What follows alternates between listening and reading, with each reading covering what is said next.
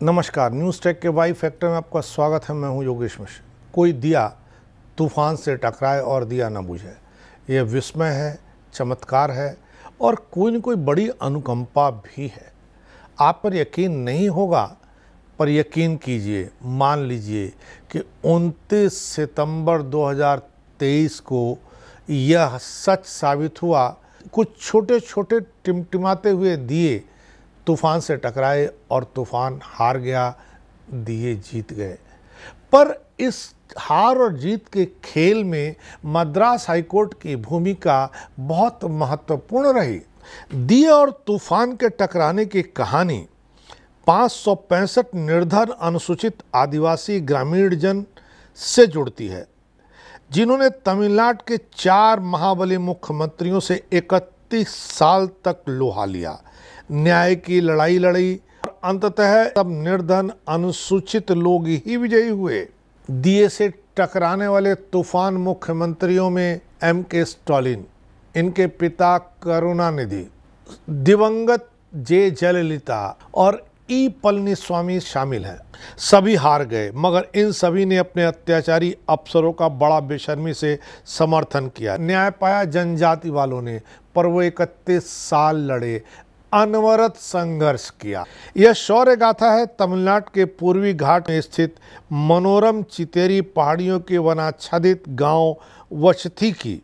जनपद धर्मपुर के इस नन्हे से गांव वचथी का किस्सा शुरू होता है 20 जून 1992 की शाम से। समय गोधूली का था। पुलिस वाले कुख्यात तस्कर मुनि स्वामी वीरप्पन की तलाश में आए।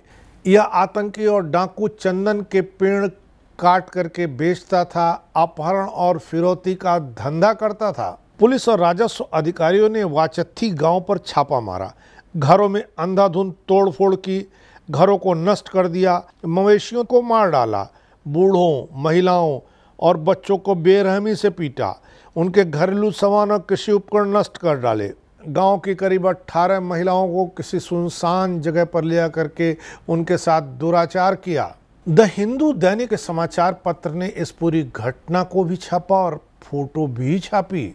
पुलिस और राजस्व के अधिकारियों ने इस गांव में यह कोहराम तब मचाया जब तालुका मुख्यालय से इसकी दूरी केवल 17 किलोमीटर है। केंद्र के एकीकृत ग्रामीण विकास कार्यक्रम के तहत बनाए गए 120 आवास सहित लगभग 200 घर थे। गांव में केवल 261.18 हेक्टेयर खेती योग्य जमीन है। लगभग 190 लोगों के पास ही जमीन थी, बाकी 466 भूमिहीन मजदूर थे। पहाड़ियों की तलहटी में स्थित है यह गांव। थोम्बवक्कल रिजर्व फॉरेस्ट और पल्लीपट्टी रिजर्व फॉरेस्ट इसके निकट है।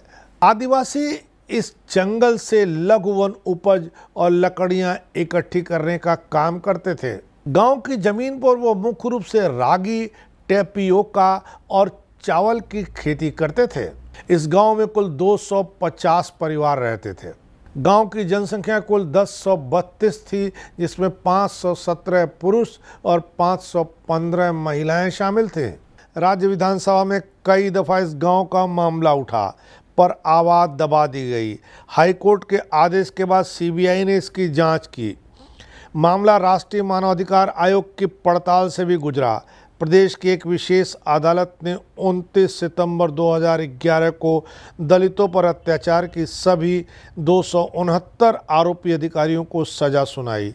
बलात्कार के लिए 17 आरोपियों को सजा सुनाई। निचली अदालत के इस आदेश को आरोपियों ने मद्रास हाई कोर्ट में चुनौती दी, पर 29 सितंबर 2023 को मद्रास हाई कोर्ट ने निचली अदालत के फैसले पर अपनी मुहर लगा दी। पुलिस और सरकारी अधिकारियों ने गांव के लोगों को चंदन तस्कर वीरप्पन का समर्थक बताते हुए 3 दिन तक उनके साथ बर्बरता की थी। इन 269 दोषियों में से 126 फॉरेस्ट अफसर, 84 पुलिस वाले और 5 रेवेन्यू अधिकारी थे। लेकिन अदालत में मामला कितना लंबा खिंचा, इसी से समझ सकते हैं कि जब निचली कोर्ट का फैसला आया तब तक 54 आरोपियों की मौत हो चुकी थी।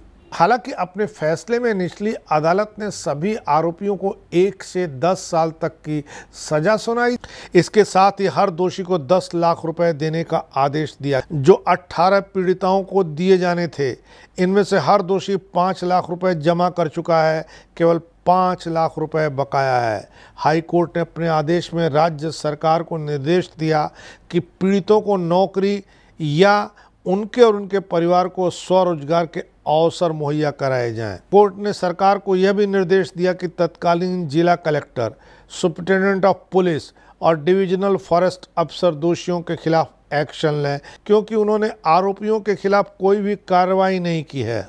यह ऐतिहासिक निर्णय देने वाले हैं डिंडीगुल वासी न्यायमूर्ति पेरुमल वेलु मुरुगन, जो एक पंचायत शिक्षक के बेटे हैं। उनकी सहधर्मिणी डॉक्टर आर सुधा MD त्रिची मेडिकल कॉलेज में प्रोफेसर हैं।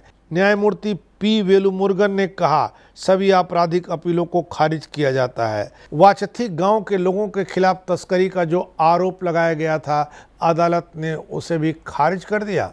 पुलिस 30 साल तक इस मामले को स्वीकार करने को तैयार नहीं थी। सरकारी अमला, राजनेता सब मिलकर गांव के लोगों पर तस्करी का आरोप लगाते थे, जिसके चलते गांव वालों को मुआवजों से वंचित रखा। पर गांव के साहसी लोग लड़ाई लड़ते रहे, तूफान से टकराए। तूफान को छोटे छोटे दियों ने बुझा दिया। यानी ये सच लिखा है, सत्य परेशान होता है, पराजित नहीं होता है। इस बार इतना ही। अगली बार फिर मिलेंगे किसी नए सवाल पर नए ढंग से बात करने के लिए। तब तक के लिए नमस्कार।